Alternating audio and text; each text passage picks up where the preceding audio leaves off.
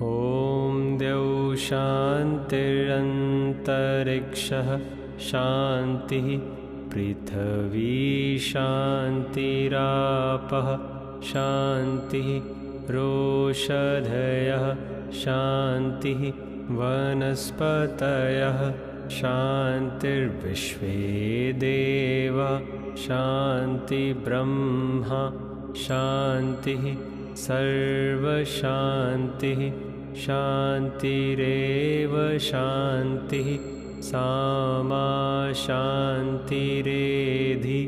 ॐ शान्तिः शान्तिः शान्ति। ॐ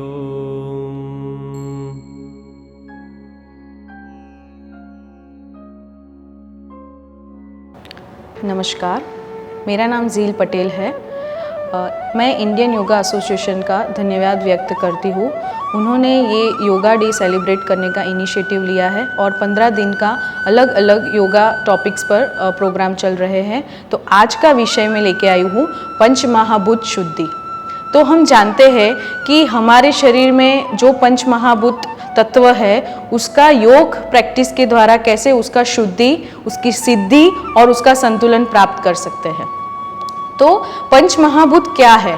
पंच महाभूत की व्याख्या हम देखने जाते हैं तो पंच यानी पांच, महा यानी महान, भूत यानी एग्जिस्ट, जो जीवंत है। तो पंच महाभूत हम जो ब्रह्मांड में देखते हैं, पृथ्वी, जल, अग्नि, आकाश और वायु, जो हम ब्रह्मांड में देखते हैं वही तत्व हमारे शरीर में है। यानी कि इसी 5 तत्व से हमारा शरीर बना है, पंच महाभूत से। और ये पंच महाभूत है वो हर एक जीव, प्राणी, पेड़ पौधे, हर एक जो चीज़ आप देखते हो अपनी आँखों से जो जीवंत है और वो जो निर्जीव चीज़ है, सभी में पंच महाभूत है। तो पंच महाभूत में सबसे पहले है पृथ्वी तत्व। पृथ्वी तत्व जो मानव शरीर है उसमें गुदा मार्ग में पृथ्वी तत्व का स्थान है। क्यों? क्योंकि पृथ्वी तत्व जो ग्राउंडेड है, जो स्थिर है, जो जड़ है, यानी वो मूवेबल नहीं है, वो स्थिर है। तो हमारी जो मानव शरीर की रचना है उसमें सबसे पहले पृथ्वी तत्व है। उसके बाद जाते हैं हम ऊपर, तो जहाँ पे हमारी यूरिनरी सिस्टम है, लोअर एब्डोमेन, जहाँ पे पानी तत्व है, वो जो पानी तत्व मूवेबल है पर उसकी स्थिरता होती है। तो उसका 2 रोल है, मूवेबल और स्थिरता, और हैवीनेस। उसके ऊपर जाते हैं तो अग्नि तत्व आता है। जो अग्नि तत्व है उसका रूप, अग्नि तत्व जो है बिल्कुल हीट, उसका स्थान है अपने मानव शरीर में नाभि में स्थित है अग्नि तत्व। उसके बाद ऊपर हम जाते हैं तो वायु तत्व आता है जिसका स्थान अनाहत चक्र में स्थित है। वायु का काम क्या है? Movement, moving. उसके बाद आता है आकाश तत्व। आकाश तत्व जो हमारे कंठ में स्थित है। और आप देखेंगे कि जो पंच महाभूत हमारे शरीर में है उसका फॉर्मेशन, तो सबसे नीचे पृथ्वी है और सबसे ऊपर आकाश तत्व है। तो इसका क्या मतलब है कि पृथ्वी और आकाश दोनों स्थिर है और उसके बीच में जो 3 तत्व है, जल, अग्नि और वायु, वो तीनों हमारे पूरे जीवन में हम जो प्रवृत्ति करते हैं उसके साथ वो कनेक्ट रहते हैं। तो जैसे हम आयुर्वेद में भी बोला है कि सत्व, रजस, तमस, कफ, वात, पित्त, आयुर्वेद में और भगवत गीता में दोनों में इन दोनों को इस डेफिनेशन में बताया गया है कि वो हमारा गुण है, हमारी प्रकृति है। हम जब जन्म लेते हैं तो हमारी जो प्रकृति साथ में होती है वो इन तीनों से डिपेंड करती है, अग्नि, वायु और जल। इसके बाद देखते हैं कि हमारे शरीर में पृथ्वी तत्व 12% है। उसके बाद जो जल तत्व है वो 72% है। आप देखो, सबसे ज्यादा पानी तत्व का प्रभाव ब्रह्मांड में भी है, यानी पृथ्वी पर है, और हमारे शरीर में भी है। और उसके बाद आता है अग्नि तत्व। अग्नि तत्व उसका है 6%। उसके बाद आता है वायु तत्व जिसका है 4% और आकाश का 6%। तो हमारे शरीर में सबसे ज्यादा प्रभाव जल तत्व का है। क्यों? क्योंकि अभी हम उसके गुण देखते हैं। तो पृथ्वी जो हमारी जो पंच महाभूत है वो हमारे तन मात्रा से कनेक्टेड है। कैसे? क्योंकि जो पंच महाभूत है वो स्थूल शरीर में सूक्ष्म शरीर में है, और जो तन मात्रा है वो स्थूल शरीर से हमें पता चलता है। तो सबसे पहले क्या है? पृथ्वी। तो उसका क्या है? गंध। तो उसकी तन मात्रा गंध है, तो उसका सीधा कनेक्शन आपके नेजल यानी नोज, उसकी कर्मेंद्रिया है। उसके बाद आता है पानी तत्व, जल। उसका क्या है? रस, हैवीनेस, फ्लूइड। उसका कनेक्शन कौन सी तन मात्रा के साथ है? रस। और कर्मेंद्रिया है जिह्वा। जिह्वा का दो काम है, एक खाना और एक बोलना। उसके बाद है पानी तत्व, उसके बाद है अग्नि तत्व, तीसरे नंबर का। अग्नि तत्व का क्या है? तन मात्रा रूप, विजन, प्रकाश। और उसकी कौन सी कर्मेंद्रिया है? आंख, क्योंकि विजन है, आंख से हम जो चीज देखते हैं, जिसका रूप आकार हम सब देख सकते हैं, तो उसकी कर्मेंद्रिया आंख है। उसके बाद आता है वायु। तो वायु तत्व जिसकी तन मात्रा है स्पर्श, और वो कौन सी कर्मेंद्रिय के साथ जुड़ा हुआ है? स्किन। उसके बाद है आकाश तत्व जिसकी तन मात्रा है शब्द, और वो कौन सी कर्मेंद्रिय के साथ जुड़ा हुआ है? कान। तो इसी प्रकार पंच महाभूत, तन मात्रा और कर्मेंद्रिया, सभी चीजें मिलके हमारे पंच महाभूत की शक्ति यानी वो जीवंत करता है। अभी हम देखते हैं कि योग के द्वारा हम पंच महाभूत की कैसे शुद्धि करेंगे। जब तक आपके पंच महाभूत हर एक 5 तत्व में बैलेंस नहीं होगा, तब तक वो उसकी सिद्धियां प्राप्त नहीं होगी। जैसे ही असंतुलन आएगा कोई भी तत्व में, तो आपका उसमें डिजीज या इलनेस होना शुरू हो जाएगा। हम जैसे एग्जाम्पल लेते हैं कि पृथ्वी तत्व यानी कि 0 से 7 ईयर्स जो चाइल्डहुड बचपन होता है, जो बच्चे होते हैं, उसमें ये पृथ्वी तत्व का प्रभाव ज्यादा होता है। पर जब ये पृथ्वी तत्व इम्बैलेंस होना शुरू हो जाता है, तब उसमें फियर आ जाता है। उसका असंतुलन होने के कारण ये क्वालिटी, ये गुण आ जाती है। फियर आ जाता है, फिर आप जिद्दी हो जाते हैं, स्टबन, हर एक चीज में आप स्टबन हो जाते हो। उसके बाद हम जैसे देखते हैं पानी तत्व। तो पानी तत्व हमारे जैसे बोला रस के साथ जुड़ा हुआ है। तो पानी तत्व का हम देखते हैं कि पानी को मैं ऐसे सोचती हूँ कि मन है, जब स्थिर होता है वैसे ही हमारा मन है। तो जैसे ही उसमें हम पत्थर डालते हैं तो वो पानी में हम अपना प्रतिबिंब नहीं देख सकते, तो वैसे ही अस्थिरता आ जाती है। और पृथ्वी तत्व और पानी तत्व को हैवी बोला गया है, वो नीचे है क्योंकि वो हैवीनेस में है उसमें। तो पृथ्वी तत्व सबसे बेस रूट इसीलिए है क्योंकि उसमें स्थिरता लाना बहुत जरूरी है। जब तक रूट में ही स्थिरता नहीं होगी तो आप ऊपर के तत्वों में स्थिरता नहीं ला पाएंगे, संतुलन नहीं ला पाएंगे। भगवत गीता में बोला गया है महंति भूतानि महाभूतानि, यानी कि पंच महाभूत को महान बताया गया है क्योंकि वही आपके एग्जिस्टेंट, आपके शरीर की रचना उसी से हुई है। अब जब हम देखते हैं कि पंच महाभूत कैसे बनते हैं, फॉर एन एग्जाम्पल कि आपका पृथ्वी तत्व है, उसके साथ शक्ति मिलेगी यानी आपके प्राण मिलेंगे। आप जो सांस लेते हो वो बन के फिर प्राण बनता है पृथ्वी तत्व का। तो वैसे ही पृथ्वी, जल, जो 5 तत्व है उनके साथ शक्ति मिलके प्राण बनता है।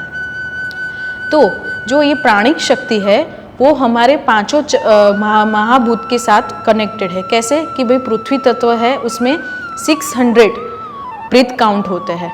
उसके बाद पानी तत्व जिसमें 1000 ब्रीथ काउंट होते हैं। अग्नि तत्व में 1000 काउंट होते हैं ब्रीथ के, वायु तत्व में 1000 काउंट होते हैं और आकाश तत्व में 1000 काउंट होते हैं। आपने ये चीज़ देखा कि बीच के जो 3 हैं जो मूवेबल है, जिसको हम स्थिर नहीं रखना, उसकी मूवमेंट करनी है, जो हमारे आयुर्वेद में बोला है कि कफ, वात, पित्त, जो हमारी बॉडी की प्रकृति के साथ जुड़ा हुआ है, तो उसके 1000 काउंट ब्रीथ काउंट है। तो हम देखें तो हम जब शुरू होता है वृत्ति, प्रवृत्ति और निवृत्ति, जैसे जैसे आप ऊपर के 5 महाभूत में जाते हो तो नीचे आती है वृत्ति, उसके बीच में आते प्रवृत्ति और ऊपर आकाश के ऊपर निवृत्ति। योग के माध्यम से आप जैसे जैसे इन 5 महाभूत में मास्टरी प्राप्त करते हैं, गेन करते हैं, तो धीरे धीरे उसकी सिद्धियाँ, उसका संतुलन प्राप्त होना शुरू हो जाएगा। तो हम आज देखेंगे कि योग प्रैक्टिस, आसन, प्राणायाम, बंध, मुद्रा, इन सब चीज़ से हम हमारे एक एक तत्वों को कैसे बैलेंस करें। सबसे पहले हम योग प्रैक्टिस में देखते हैं पृथ्वी तत्व। क्यों पृथ्वी तत्व लिया है? क्योंकि स्थिरता, योग में सबसे पहले स्थिरता लाना ज़रूरी है। जैसे हम पहले देखेंगे कि उसकी तन मात्रा देखी कि हमारे कर्मेंद्रिया जो नाक से, गंध से रिलेटेड है।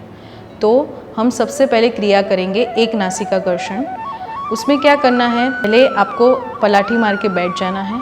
उसके बाद आपको अपने अंगूठे से राइट नॉस्ट्रिल को बंद करते हुए लेफ्ट नॉस्ट्रिल से फोर्सफुली इनहेल और एक्सेल करना है, जब तक आपको ऐसा ना लगे कि मेरी सांस बिना ऑब्स्टेकल से जा रही है, सीधी बिल्कुल जा रही है बिना रुकावट से। उसके बाद वैसे ही दूसरे नाक से करेंगे, लेफ्ट नॉस्ट्रिल को बंद करते हुए राइट नॉस्ट्रिल से फोर्सफुली इनहेल एक्सेल करेंगे। इससे क्या होगा कि जैसे हमने बोला कि पंच महाभूत के साथ शक्ति होगी तभी उस तत्व की प्राण शक्ति और उस तत्व जीवंत और बैलेंस होगा। तो उससे आपकी सूर्य और चंद्र नाड़ी दोनों बैलेंस हो जाएगी और आपके प्राण बिल्कुल इजीली पृथ्वी तत्व के साथ मिल जाएंगे, यानी कि नाक से आपके प्राण सीधे पृथ्वी तत्व तक जाएंगे। दोनों नॉस्ट्रिल से एक नासिकाकर्षण करने के बाद आंखें बंद करके गहरी सांस भरे और निकालें और पूरा ध्यान आपका नॉस्ट्रिल पे रखें। एक नासिकाकर्षण क्रिया करने के बाद हम अब आसन की ओर जाएंगे।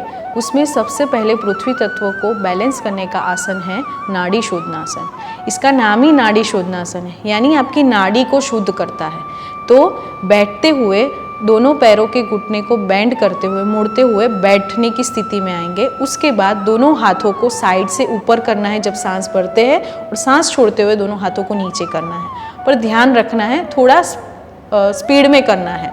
क्यों? क्योंकि अपने जो दोनों हाथ है वो जैसी स्पीड में जाते हैं उसी स्पीड में अपने सांस को ले जाना है। उसके बाद लगातार आपको 10 से 20 काउंट ये करना है और ध्यान रखना है कि आपकी स्पाइन, मेरुदंड सीधी रहे। योग में स्पाइन को स्ट्रेट, मेरुदंड को सीधा रखने का बहुत महत्व है, तो इसका कृपया ध्यान रखें। उसके बाद रिलैक्स हो जाए, बैठ जाए और थोड़ी देर गहरी सांस भरे, छोड़े। नाड़ी शोधनासन क्रिया करने के बाद हम आसन करेंगे। अपने दोनों हाथ को नमस्कार मुद्रा में लाएंगे। उसके बाद दोनों एल्बो के सपोर्ट से दोनों नी को बाहर की ओर खोलना है, ताकि आपका मेरुदंड भी सीधा हो और पूरा उसका इफेक्ट गुदा मार्ग तक आए। और वो पोस्चर, वो आसन में आने के बाद आपको गहरी सांस भरनी है और पूरी सांस छोड़नी है। पूरा ध्यान आपको गुदा मार्ग पर रखना है और ये आसन आप 1 या 2 मिनट तक कर सकते हो। और योग में उसको नेचुरल पेन किलर कहा गया है। फिर उसके बाद आप आराम से बैठ जाए और फिर से गहरी सांस भरे और छोड़ें। अब उसके बाद हम योग मुद्रा करेंगे। तो अपने दोनों पैरों को सीधा कर दे। उसके बाद दोनों पैरों को अल्टरनेट साइड, यानी राइट लेग को राइट साइड बेंड करना है और लेफ्ट को लेफ्ट साइड। उसके बाद वज्रासन में आने के बाद आपको दोनों हाथ को पीछे ऐसे पकड़ना है, कमर सीधी रखनी है और हम इसको कुंभक के साथ करेंगे। सबसे पहले आंतर कुंभक करेंगे और उसके बाद बाह्य कुंभक करेंगे। आंतर कुंभक में क्या करेंगे, गहरी सांस भरनी है, अपनी सांसों को अंदर ही होल्ड करना है और फिर आगे झुक जाना है और आपका फोरहेड फ्लोर पे टच होना चाहिए। उसके बाद हम जब बाह्य कुंभक करेंगे तो उसमें गहरी सांस भरनी है, पूरी सांस बाहर निकालनी है और सांसों को बाहर होल्ड करना है और फिर फॉरवर्ड डाउन करना है, यानी आगे झुक जाना है। जब आप आंतर कुंभक में आगे झुकते हैं तो क्या होता है, आपके शरीर का पूरा ब्लड फ्लो, यानी कि एब्डोमेन से पूरा ब्लड का फ्लो हेड रीजन तक आता है। और जब बाह्य कुंभक करते हैं तो प्राण का फ्लो पूरा हेड रीजन तक आता है। यानी क्या होता है, एक ही आसन में ड्यूअल इफेक्ट आती है कि जब आंतर कुंभक करते हैं तब स्टिमुलेशन होता है, बाह्य कुंभक करते हैं तब रिलैक्सेशन होता है। यानी योग में हर एक आसन में ड्यूअल इफेक्ट बोली है, स्टिमुलेशन, रिलैक्सेशन, जिसको हम ओजस और तेजस का मिक्सअप बोल सकते हैं। उसके बाद आप वज्रासन में थोड़ी देर बैठे, गहरी सांस भरे और छोड़े, फिर आप पलाठी मार के बैठ जाए। उसके बाद तीसरा आसन है भद्रासन। भद्रासन का नाम का अर्थ ही है भद्र जैसी शक्ति प्राप्त होना। तो हमने ये पहले जो ये आसन देखे और ये आसन, ये सारे जो आसन हैं वो आपके पृथ्वी तत्व को बैलेंस करेगा, उसकी प्राण शक्ति को बैलेंस करेगा और उसकी एनर्जी को स्टिमुलेट करेगा।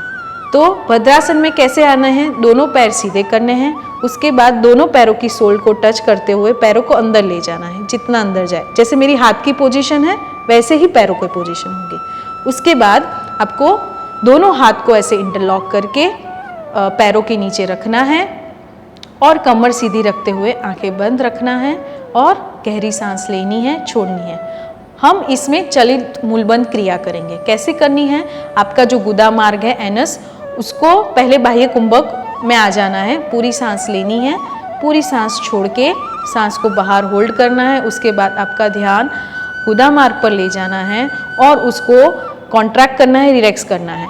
जैसे मैं हाथ बता रही हूँ वैसे ही आपको गुदा मार्ग को इस पोजीशन में चलित मूलबंध क्रिया करनी है। ये जो कर रहे हैं उसको चलित बोलते हैं, यानी आप मूवमेंट दे रहे हो। ये क्यों देना है, क्योंकि जब ये आप करते हो तभी आपकी पृथ्वी तत्व की जो शक्तियाँ है, उसकी जो एनर्जी है वो स्टिमुलेट होगी और उस तत्व को वो बैलेंस करेंगी। उसके बाद आप जब सांस भरनी हो तब रिलैक्स हो जाए और आप ये 3 बार कर सकते हो चलित मूलबंध क्रिया के साथ भद्रासन। ये जो सारे आसन हमने किए वो आपके पृथ्वी तत्व को बैलेंस करता है। पृथ्वी का जो गुण है वो स्थिरता है, वो जड़ है, यानी वो मूवमेंट में नहीं है, उसको आपको स्थिर करना पड़ेगा, तभी आ जाके आप ऊपर के 4 तत्वों को बैलेंस कर पाओगे।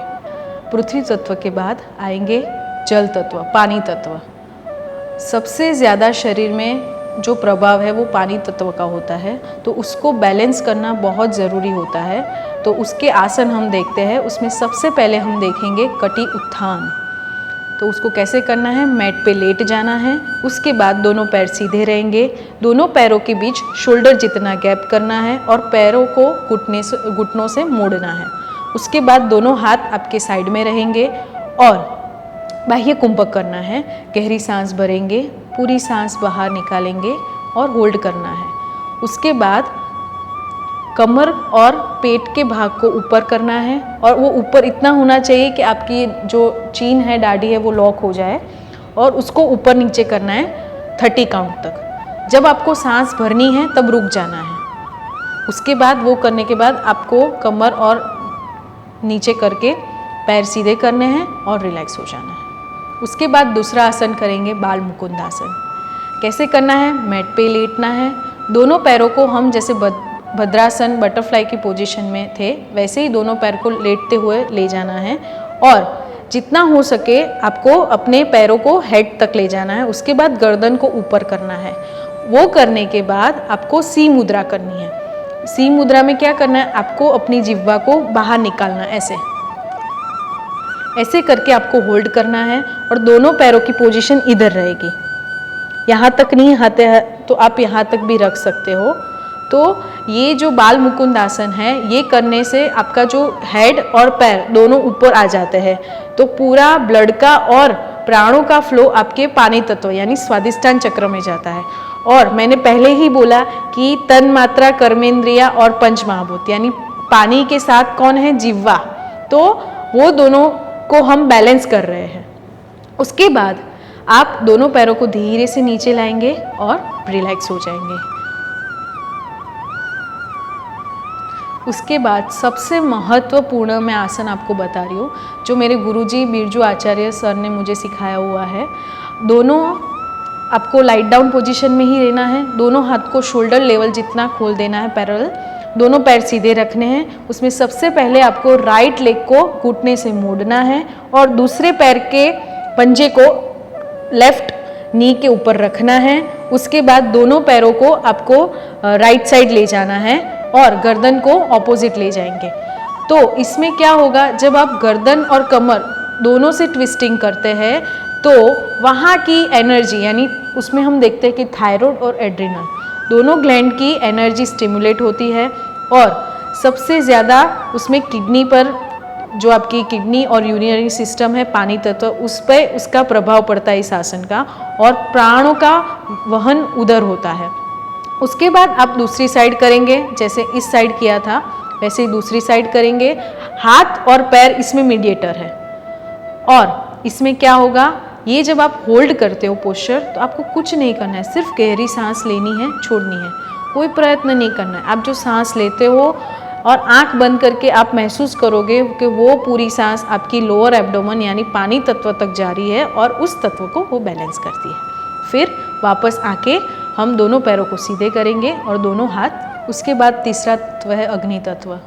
सबसे महत्व तत्व है अग्नि। तो सबसे पहले उसमें क्रिया करेंगे, अग्निसार क्रिया। क्रिया का नाम ही अग्निसार क्रिया है, जो आपकी अग्नि को बैलेंस करेगा। तो उसमें क्या करना है, आप पद्मासन में बैठ सकते हो, अर्ध पद्मासन में बैठ सकते हो। दोनों हाथों को ऐसे रखना है जैसे आपकी मेरुदंड सीधी रहे। उसके बाद गहरी सांस भरनी है, पूरी सांस बाहर निकालनी है, बाह्य कुंभक। और उसके बाद आपके पेट को अंदर बाहर करना है, पर बिल्कुल धीरे धीरे।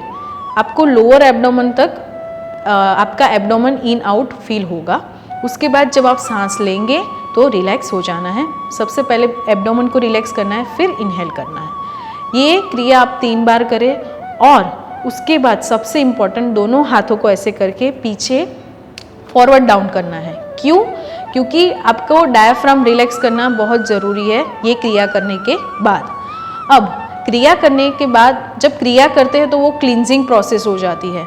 उसके बाद हम आसन करेंगे। सबसे पहला आसन जो अग्नि तत्व को बैलेंस करता है वो है वैश्वानर आसन। इस आसन के बारे में भगवान कृष्ण भगवत गीता में कहते हैं कि मैं वैश्वानर, जो अग्नि स्वरूप आपके नाभि में स्थित हूँ, तो आप जो भी खाना खाते हो मैं उसको डाइजेस्ट करूँगा आपके प्राण से मिलके।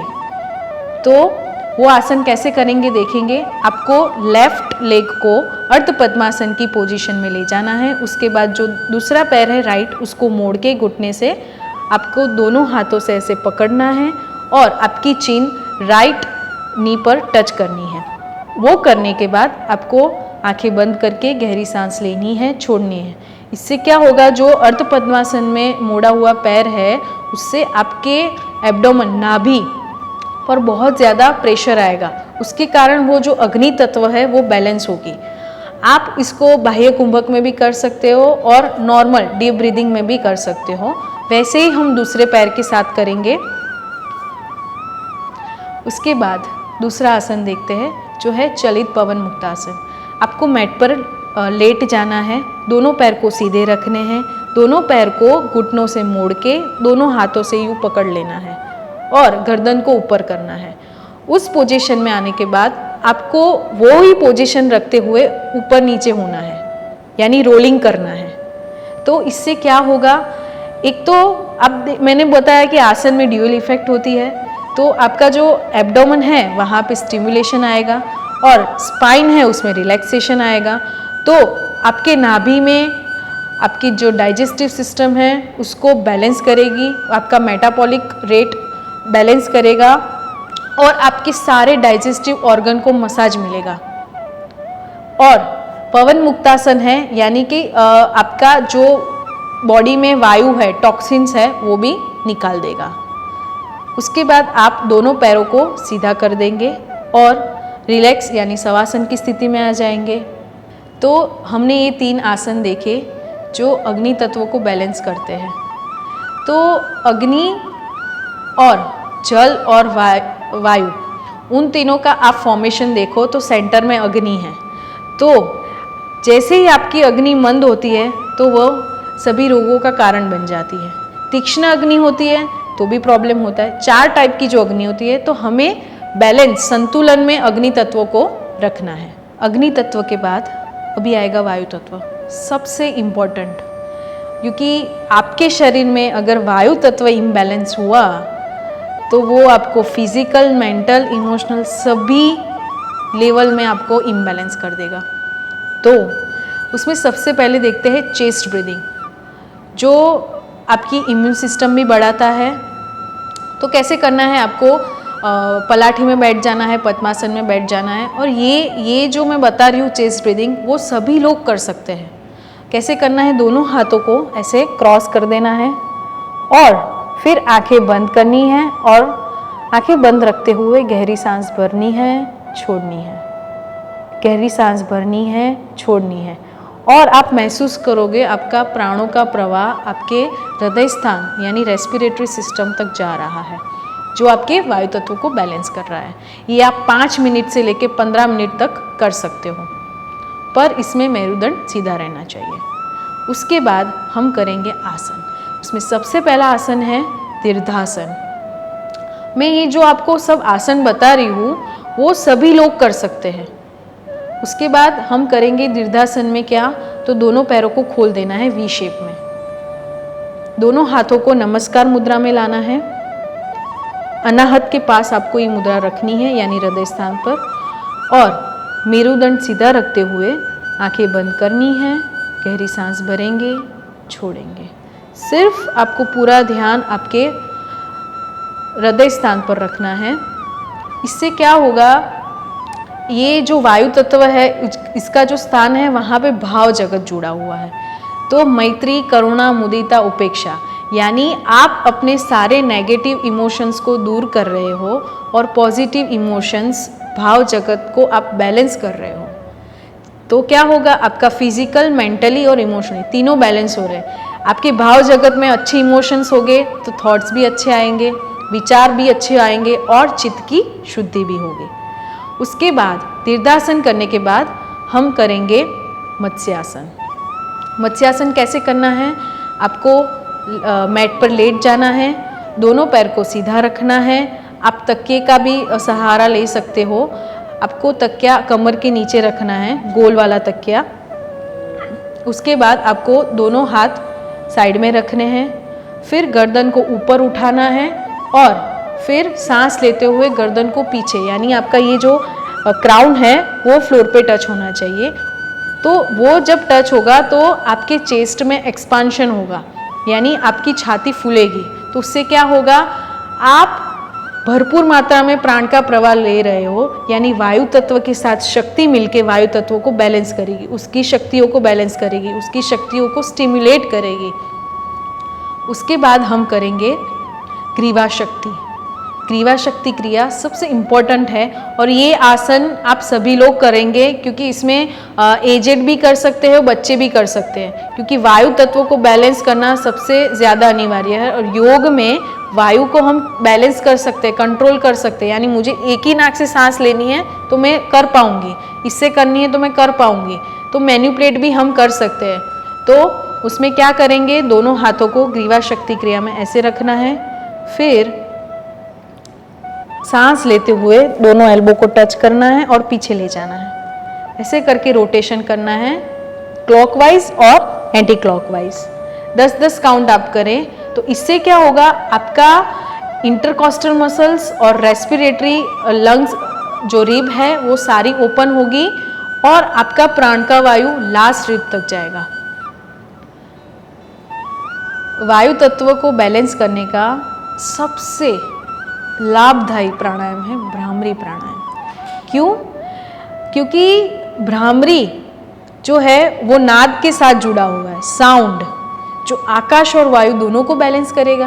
आपको मैट पर लेट जाना है, दोनों पैरों को बटरफ्लाई भद्रासन के पोस्चर में लाना है, दोनों हाथों से आपको कान बंद करने हैं। पहली उंगली से आपको कान को धीरे से दबाना है, जैसे बाहर का कोई साउंड आ ना पाए। उसके बाद आंख बंद करते हुए भ्रामरी जैसा नाद का उच्चारण करना है।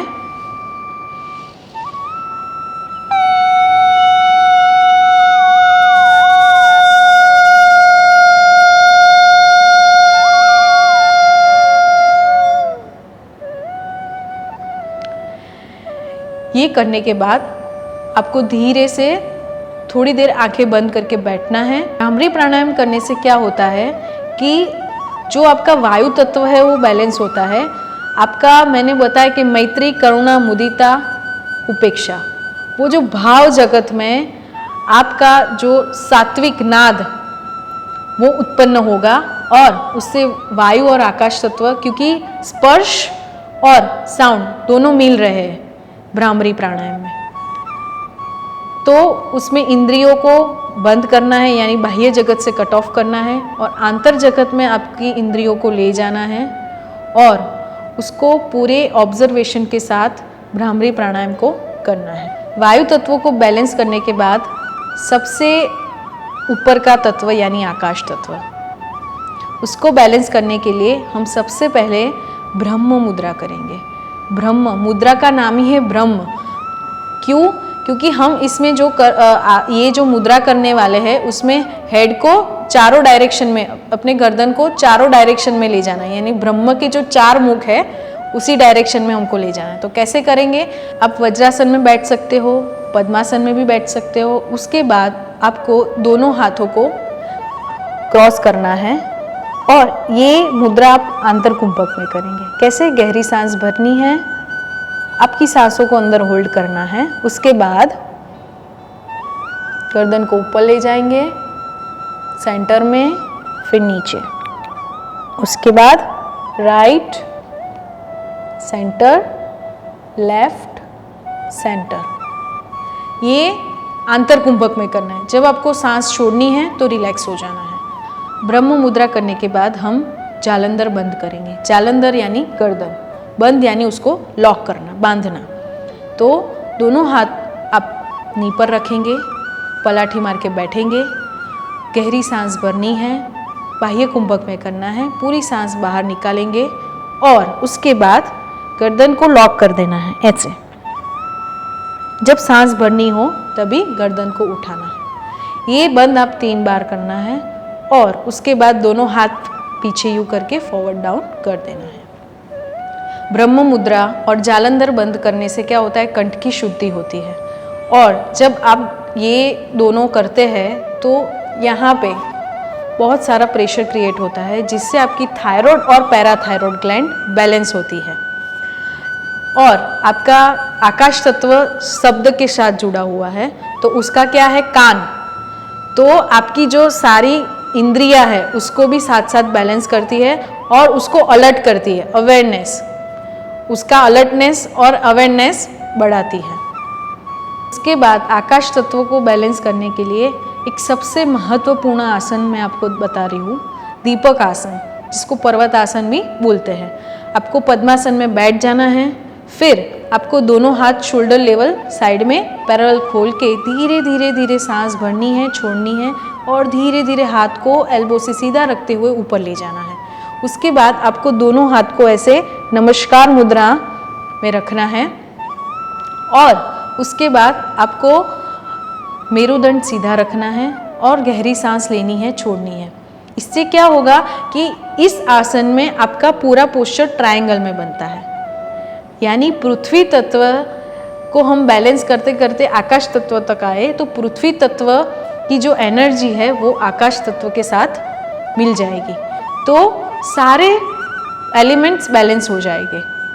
और इस आसन से आपके physical, mental, emotions and spiritual 4 aspect में ये आसन बहुत सारा बेनिफिट करता है। उसके बाद धीरे धीरे हाथ को नीचे लाएंगे, धीरे धीरे बिल्कुल आराम से, और फिर रिलैक्स हो जाएंगे। उसके बाद आप धीरे से दोनों शोल्डर को, ग्रीवा को ऊपर करके नीचे ला सकते हो, जिससे आपके दोनों शोल्डर रिलैक्स हो जाए। उसके बाद हम करेंगे प्राणायाम, अनुलोम विलोम प्राणायाम। कैसे करना है? दोनों पैर क्रॉस में कर देना है। आपको लेफ्ट हैंड से आपको ज्ञान मुद्रा अडॉप्ट करनी है और राइट से प्रणव मुद्रा। दोनों हाथ को कपाल के मध्य में रखना है, फर्स्ट और सेकंड फिंगर को, और राइट थंब से राइट नॉस्ट्रल बंद करना है और रिंग फिंगर से लेफ्ट नॉस्ट्रल। लेफ्ट से गहरी सांस भरनी है। आप जब लेफ्ट नॉस्ट्रल से यानी चंद्र नाड़ी से आप जब इनहेल करते हैं तो महसूस करना है कि चंद्र के भीतर जो शीतलता है वो आपके शरीर में प्राण रूपी जा रही है। जब आप राइट से इनहेल करते हैं तो आपको महसूस करना है कि सूर्य के भांति जो तेजस, जो प्रकाश, वो आपके शरीर में प्राण स्वरूप जा रहे हैं। तो अल्टरनेट नॉस्ट्रल ब्रीदिंग करना है और लेफ्ट नॉस्ट्रल से एक्सेल करने के बाद आपको रिलैक्स हो जाना है। ये आपको 5 मिनट से 15 मिनट तक कर सकते हैं। अनुलोम विलोम क्यों करना है? जब आप सांस लेते हो चंद्र और सूर्य नाड़ी से, तो वो आज्ञा चक्र से मिलके फिर ओजस और तेजस को बैलेंस करते हुए वो नीचे की ओर यानी सुषुम्ना तक जाती है। तो इसका बैलेंस करना बहुत ज़रूरी है। उसके बाद आपको रिलैक्स हो जाना है, दोनों हाथ ज्ञान मुद्रा में रखना है और गहरी सांस लेंगे, छोड़ेंगे। हमने जो पंच महाभूत शुद्धि के लिए आसन प्राणायाम बंद मुद्रा की जो भी प्रैक्टिस की, तो इससे क्या होगा कि पंच महाभूत शुद्धि से सिद्धि तक जाना है। कैसे? शुद्धि से बीच में योग है और फिर सिद्धि है। तो जब तक हम हमारे पंच महाभूत को बैलेंस नहीं करेंगे, तब तक हमारा जीवन भी संतुलन में नहीं आएगा। तो आप ये हर एक तत्वों को बैलेंस करते हुए आपके जीवन को संतुलन में ला सकते हो। तो मैं यही आशा करती हूँ कि आप हर रोज़ ये योगिक प्रैक्टिस करोगे और योग को ही आपका जीवन बनाओगे।